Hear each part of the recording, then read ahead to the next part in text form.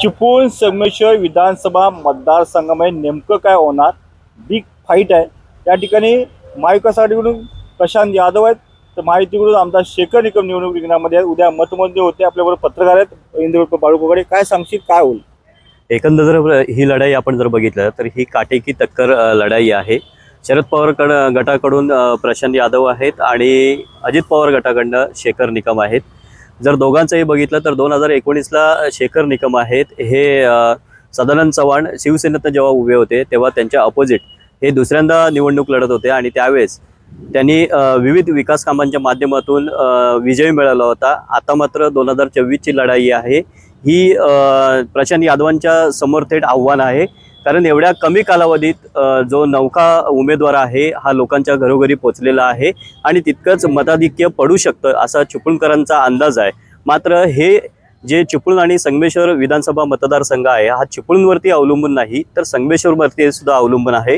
कारण संगमेश्वर तालुका आहे हा चिपळूणच्या तालुकापेक्षा त्याच्या अंतर्गत जी गावं आहेत ही मोठी आहेत, महसूल गावं आहेत. त्याच्यामुळे चिपळूणचा जो अंदाज आहे या चिपळूणच्या अंदाजाला जर लीड मिळालं प्रशांत यादवाला तर संगमेश्वरमधनं सुद्धा तिथं काय घडू शकतं हे सुद्धा त्या निकालासाठी महत्त्वाचं आहे. त्यानंतर देवरुख सुद्धा आहे. कारण सध्या बोललं जात आहे की शेखर निकमांचा जो प्रभुत्व होतं हे संगमेश्वर आणि देवरुखमध्ये जास्त प्रमाणात होतं. मात्र ते सुद्धा लीड तोडण्यात प्रशांत यादव आहेत. ते यशस्वी होतात हे आपल्याला बघावं लागणार आहे. कारण काहीच तास आता निकालाला राहिलेले आहेत. आपण जर पाहिलं तर या ठिकाणी 5 वर्षापूर्वी 65% मतदान झालं. या टायमाला 69.4% मतदान झालं. पण कुठे वाढीव मतदान झालेलं आहे. काय सांगशील, वाढीव मतदानाचा फायदा नेमका कोणाला होईल? नक्कीच आपण जर बघितलं तर 1995 नंतरचं हे वाढीव मतदान आहे. 2019 साली जर बघितलं तर मतदानाचा जो टक्केवारी होती ती फार कमी होती. मात्र यावेळेस वाढीव मतदान आहे ते जवळपास 7.5% वाढलेलं आहे. याचा जो वाढीव मतदानाचा फायदा आहे तो निश्चित 25% आहे तो जुन्या जे उमेदवार आहेत त्याला होतो आणि 75% नवीन जे उमेदवार आहेत याला होतो.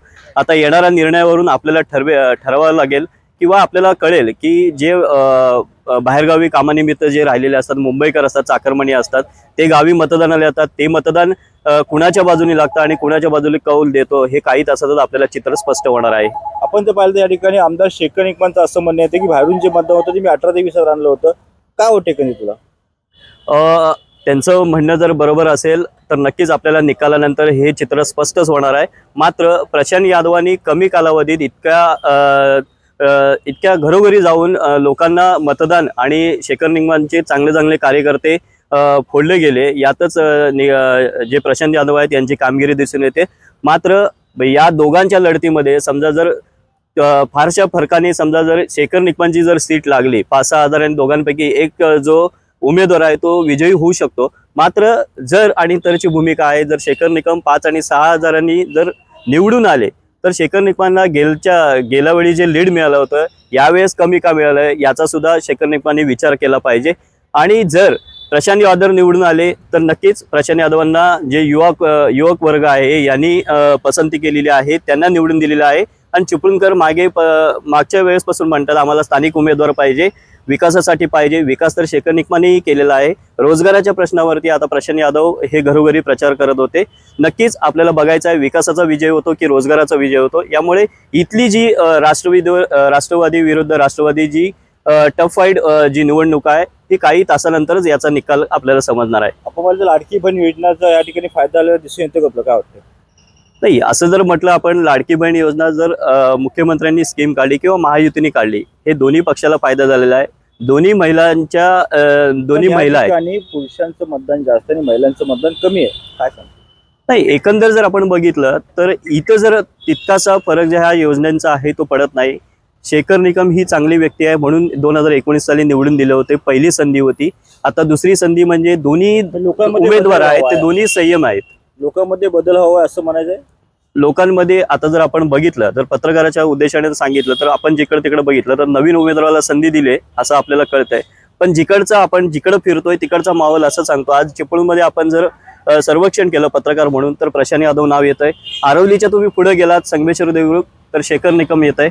नक्कीच आपल्याला काही तासात तुतारी वाजणार कुणाचं घड्याळ सुरू नाही हे तर काही तासानंतरच कळणार आहे. कारण दोन्ही पण संयम नेते आहेत. नेतृत्व दोघांचं चांगलं आहे, काम करण्याची पद्धत चांगली आहे. यावेळेस प्रशांत यादवांनी सुद्धा काटेकी टक्कर शेखर निकमांना दिलेली आहे आणि दोन्ही पक्ष राष्ट्रवादीचे आहेत, त्यामुळे नक्कीच आपल्याला काही तासानंतर निर्णय वादळ उठलं होतं प्रशांत वादचं ते कुठे 18 नंतर त्याला ब्रेक मिळाला असे म्हटलं जातं, काय सांगतो? नाही, तसं म्हणता येणार नाही. कारण प्रशांत यादवांनी जेव्हा शरद पवारांची एंट्री झाली असं म्हटलं जातं, ज्या ठिकाणी शरद पवारांच्या सभा होतात त्या ठिकाणी तिथला जो उमेदवार हा विनिंग उमेदवार म्हणून म्हटलं जातं. मात्र तेवढ्याच ताकदीनं स्थानिकांनी सुद्धा शेखर निकमांना पाठिंबा दिलेला आहे. जो मुस्लिमांचा फॅक्टर होता तो सुद्धा या ठिकाणी फार महत्त्वाचा मानला जातोय. यावेळेस मुस्लिमांचं जे वोटिंग आहे हे नक्की कोणाच्या बाजूने होतं हे निकालानंतर आपल्याला कळणार आहे. मुस्लिम वोटिंग कुणाच्या बाजूने होतं निकालांतर करणार, पण तुर्तास आता ते आपण काय सांगू शकत नाही. जर तरच्या गोष्टीत काही तासच बाकी आहेत, काही तासांत आपल्याला कळणार आहे या ठिकाणी नेमकी बाजी कोण मारणार. कॅमेरामॅन साहेब निसार शेख, लोकशाही शिकवून.